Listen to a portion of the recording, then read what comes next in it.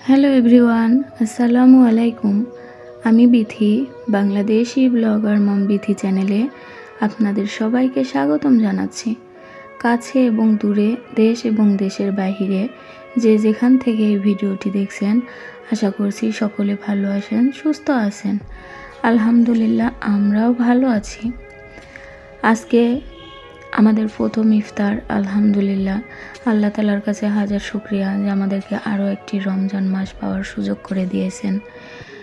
আজকে ইফতারের জন্য আমি এখন বিকেলবেলা বুট সিদ্ধ করে রেখেছি, আর এদিকে আমি বড়া করব।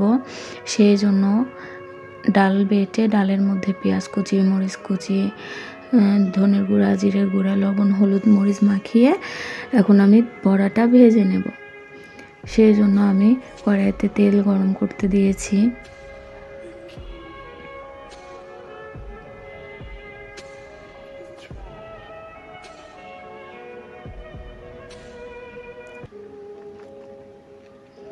তেলটা ভালোভাবে গরম হলে আমি এর মধ্যে যে ডাল মেখে রেখেছিলাম, একে একে সমস্ত বড়া ভাজার জন্য আমি ডালগুলা তেলের মধ্যে দিয়ে দেব। আসলে আপনার সবার সাথে সবার রান্না মিল নাও হতে পারে। আমাদের গ্রাম অঞ্চলে যেভাবে রান্না করে সেইভাবে আমি করি। আপনাদের কাছে যদি ভালো লাগে তাহলে প্লিজ আমার ভিডিওতে একটা লাইক দিয়ে দিবেন। আমার চ্যানেলটি সাবস্ক্রাইব করে পাশে থাকা বেল নোটিফিকেশন অন করে দিবেন, তাহলে যখন আমি ভিডিও ছাড়ব নোটিফিকেশন পৌঁছে যাবে আপনার কাছে। আপনি আপনার সময় সুযোগ বুঝে আমার ভিডিওটি দেখে নিতে পারবেন।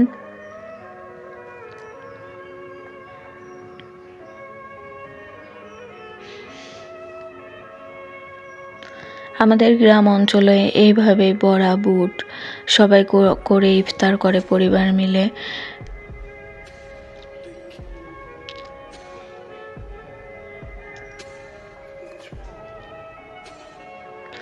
আমরা যেহেতু গ্রামে থাকি, আমি চাইলে আপনাদের মতো শহরের জাঁকজমক ভিডিও শেয়ার করতে পারবো না। গ্রামে যেমন হয় তেমনই আমার ভিডিও হবে। যারা গ্রাম্য জীবন ভালোবাসেন তাদের কাছে অবশ্যই আমার ভিডিও ভালো লাগবে।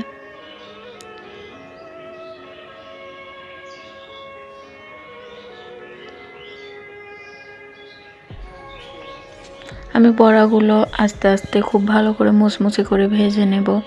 আর আমি এই ডালটা একেবারে ব্লেন্ডারে মানে মিশিয়ে ফেলিনি। আমি আস্তে আস্তে কিছুটা গলে গেছে, কিছুটা আধ ভাঙ্গা হয়ে গেছে।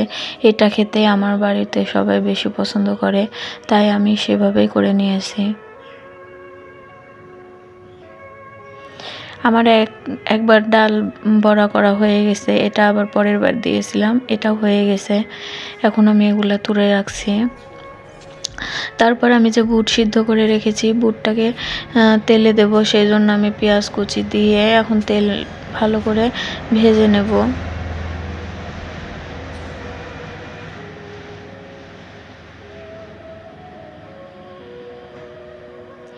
আসলে আমরা যখন ছোলা শুধু খাই তখন তার রান্নাটা আলাদা হয়, কিন্তু যখন আমরা ইফতারির জন্য মুড়ি মাখাবো ছোলা দিয়ে, তখন আমাদের গ্রাম্য অঞ্চলে এইভাবে ছোলা রান্না করে, খেতে ভালোই লাগে। আপনাদের সাথে আমার রান্না নাও মিলতে পারে, আগেই বলেছি।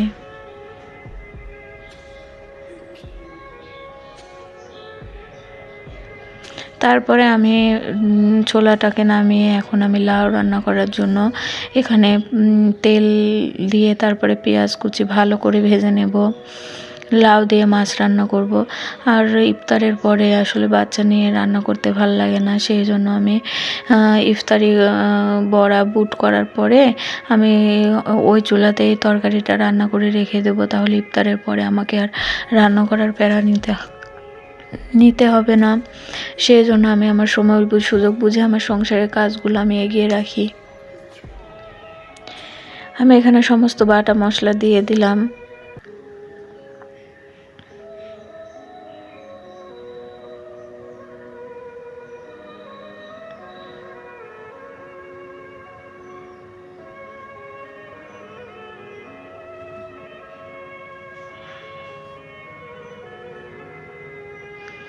আমি আজকে তরকারিটা কাঁচামরিচ বাটা দিয়ে রান্না করছি।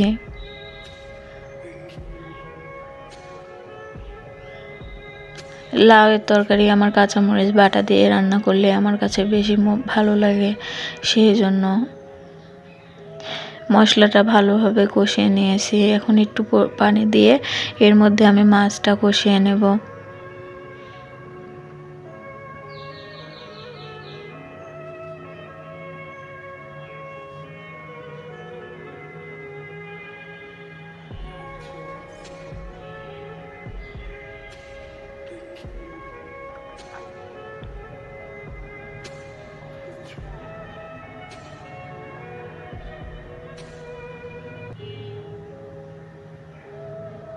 এখন আমি মাছটা ঢেকে দিয়ে খুব ভালো করে মাছটাকে কষিয়ে নেব।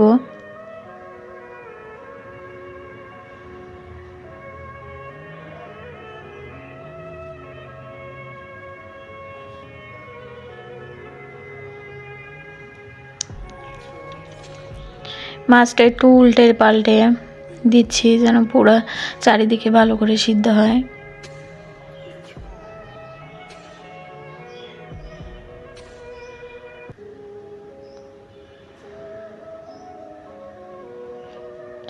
একদিকে মাছ কষতে দিয়ে আমি অন্যদিকে লাউটা কেটে নিচ্ছি। লাউটা এত বেশি সুন্দর কচি ছিল, খুব ভালো ছিল লাউটা। আমি মাছটা কষাতে দিয়েছি আর এদিকে আমি লাউটা এখন তাড়াহুড়ো করে কেটে নিচ্ছি। আসলে একা হাতে কাজ করলে অনেকটা তাড়াহুড়োর মধ্যে করতে হয়। আমি লাউর খোসাটা সুন্দরভাবে ছিলে রেখে দিচ্ছিলাম যেন আমি পরের দিন লাউর খোসা ভাজি খেতে পারি। আসলে আমার লাউ খেতে যেমন লাগে তার থেকে বেশি ভালো লাগে তার খোসাটা ভাজি করে খেতে, সেজন্য আমি বেশি করে চামড়াটা তুলে আমি আলাদাভাবে রেখে দিচ্ছিলাম। এখন আমি লাউটা কেটে নিচ্ছি।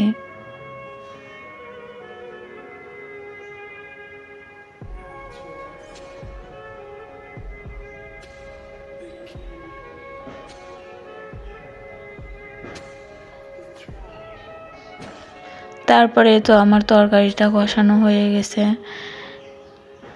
আমি লাউয়ে এখন পর্যন্ত কোনো পানি দিইনি। লাউ থেকে যে পানি বের হয়েছে সেই পানি দিয়ে আমি লাউটা কষিয়ে নিয়েছি খুব ভালোভাবে, আর লাউটা সেদ্ধও হয়ে গেছে।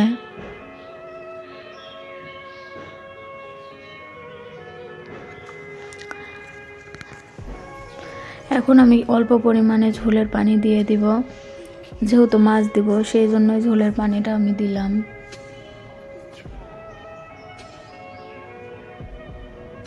তারপরে আর আপনাদের সাথে মাছ দেওয়াটা শেয়ার করিনি। এখন চলে আসলাম আলহামদুলিল্লাহ ইফতার নিয়ে। ইফতার করব, আল্লাহ যেন আমাদের সকলের রোজা কবুল করেন, আমিন। এই তো ইফতারের জন্য আজকে আমাদের এই আয়োজনগুলো ছিল। আলহামদুলিল্লাহ আলহামদুলিল্লাহ। তাহলে আজকের ভিডিওটি এতটুকুই, দেখা হবে আবার পরবর্তী ভিডিওতে। ততক্ষণ আপনারা ভালো থাকবেন, সুস্থ থাকবেন, সাবধানে থাকবেন। যারা ফেসবুক থেকে এই ভিডিওটি দেখছেন তাদেরকে অসংখ্য ধন্যবাদ। আল্লাহ হাফেজ, আসসালামু আলাইকুম।